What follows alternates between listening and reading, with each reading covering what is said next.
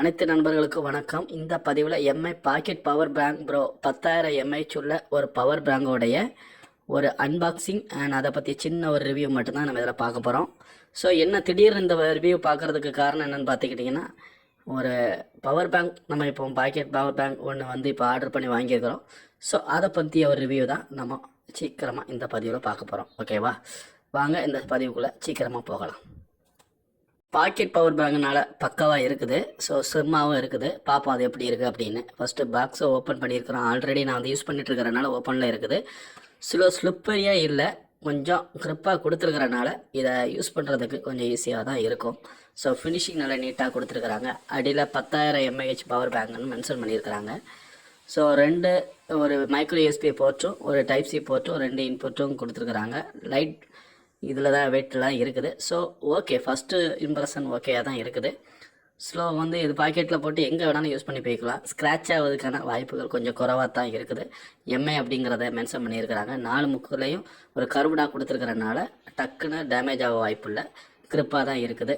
So power பேங்கோடைய பொசிஷனை பொறுத்த வரைக்கும் நல்லா தான் இருக்குது. ஃப்ரண்ட் அண்ட் பேக் நீட்டாக மோல்ட் பண்ணியிருக்கிறாங்க. ஸோ சிம்பிளாக இருக்கிறனால 10,000 எம்ஏஹெச்ங்கிற போது எப்படியும் வந்து 9,500 தான் இருக்கும். அது மேக்ஸிமம் அப்படி தான் இருக்கிறோம். எல்லா பவர் பேங்குமே ஃபுல் கெப்பாசிட்டி இருக்காது.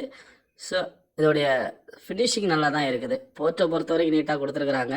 எக்ஸ்ட்ரா ஒரு டைப் சி ஒரு மைக்ரோ யூஎஸ்பி போர்ட்டு கொடுத்துருக்குறாங்க. டைப் சி போர்ட்டு கொடுத்துருக்காங்க.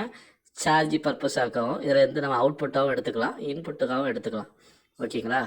ஸோ இதை பொறுத்த வரைக்கும் கவரை பொறுத்த வரைக்கும் 10,000 எம்ஏஹெச்னு நீட்டாக அவங்க வந்து மென்ஷன் பண்ணியிருக்கிறாங்க.